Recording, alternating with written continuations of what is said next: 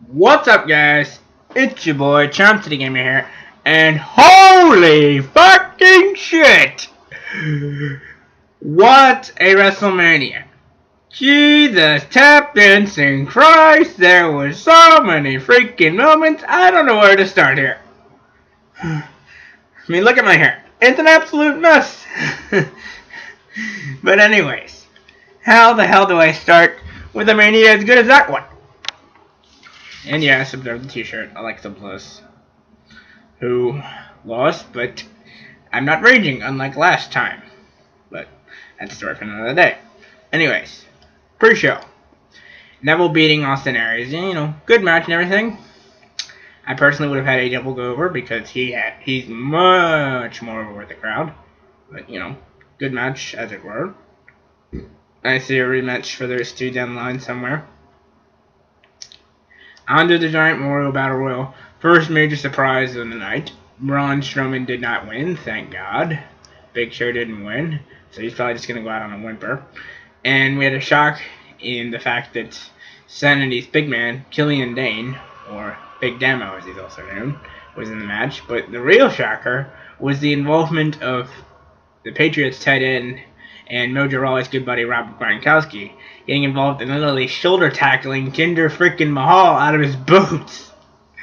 That allows Mojo to knock Mahal in the ring and win the match, and then him and Gronk did this kind of odd body bump, I guess, together. I don't know what it was. And I apologize if the lighting from my machine, due to the sunlight going into my camera, I apologize if that makes my face look unholy white or something. It's just the sunlight from the window reflecting into my computer's webcam picture.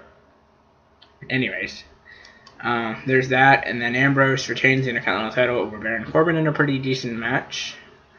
They only went about 11 minutes, but, Corbin cost himself the match when he got cocky, because he was like, say goodbye to Dean Ambrose. And all of a sudden, Corbin goes to the end of days, Ambrose slips out, counters, kick to the gut, 30 deeds, 1, 2, 3. Okay, now on to the main card. AJ Styles defeated Shane McMahon, predictably. But what wasn't predictable was how freaking fun the match was.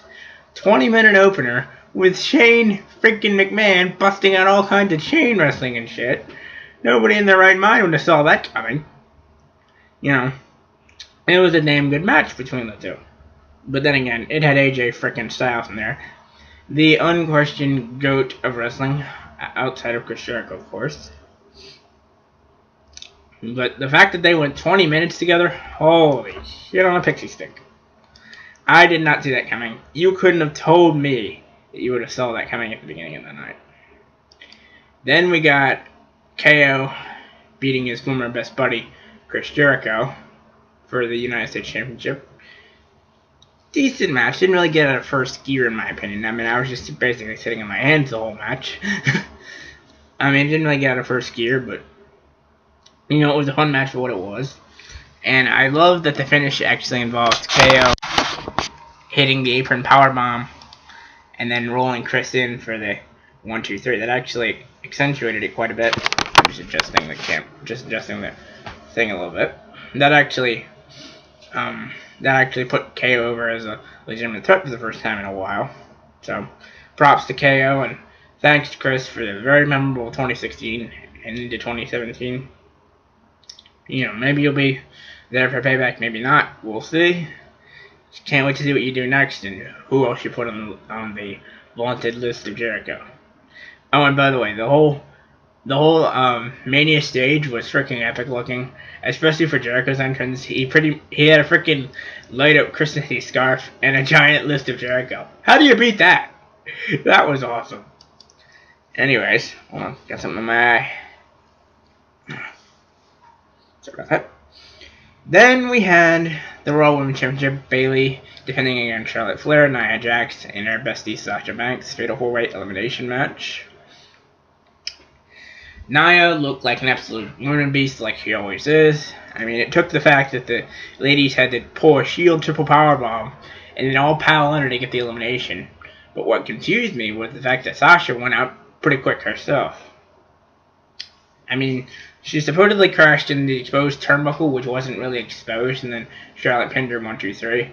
And then Bailey wins off the Macho Man elbow drop. I mean, you know, it's nice to see her paying tribute to the Macho Man, but I expected like a Bailey to retain the title. But in any case, I'm glad Bailey won. It just seems a little short for my taste. And then the shock of the night. It looks like you got a regular triple threat ladder match between the same old 3 teams we've seen for months on end. And then New Day comes out, and there's a 4th team in the match, and then you figure it's gonna be them, and then you and then the Hardys come out, and you're like, holy shit! Once you heard that opening chord Loaded, I freaking lost my mind, man. It's somewhere up in Orlando right now. Figuratively speaking, of course. But when you saw them come out, and the fact that Matt was actually playing to the crowd, doing the whole broken stuff, that's an idea that eventually they probably will become broken. But I think Matt will probably do it on his own. You know, let Jeff feed into his addiction, be the spot monkey and everything, which I think is the right call. You know, slowly introduce the universe into this broken thing, because not everyone watches TNA, and not everyone's going to expect to watch TNA, for that matter. So, the fact that, you know, Hardy's come back, and Jeff does a freaking swanton off a 20 foot high, well, actually, I think it was 14 foot, but he was 20 feet in the air. But regardless, he does that, and the crowd goes freaking apeshit. And while he's in there, Matt grabs the titles. It was epic. I loved every minute of it. And then, of course, Cena proposing to Nikki after beating Miz and Maurice. Everybody and their mother saw that coming. I mean, everybody and their mother saw that in the build-up. But the fact that the Hardys are back... Oh my god! I can't believe it. I'm still sitting here hours after the event, and I cannot believe it. You know, Hardy's back. Awesome. Terrific stuff. And, you know, Cena and Nikki, it was a pretty ho-hum affair kind of thing. But it's like, you know, the fact that Cena actually got on his knees and proposed at WrestleMania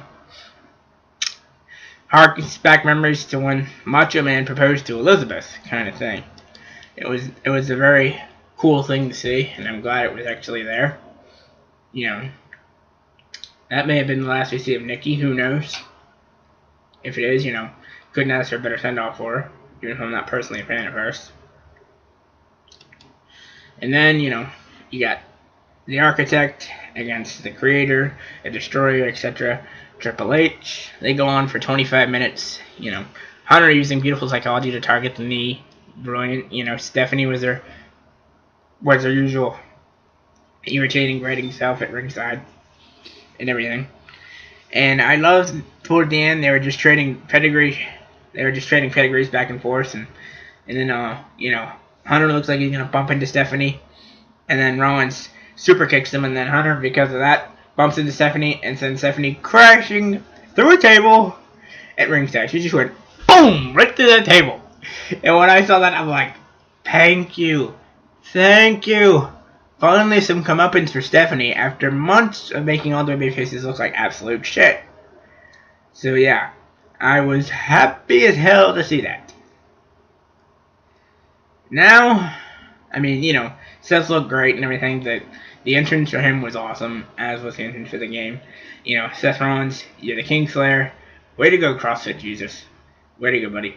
And hopefully this will, you know, propel him into a top program for the Universal or WWE Championship somewhere along the line.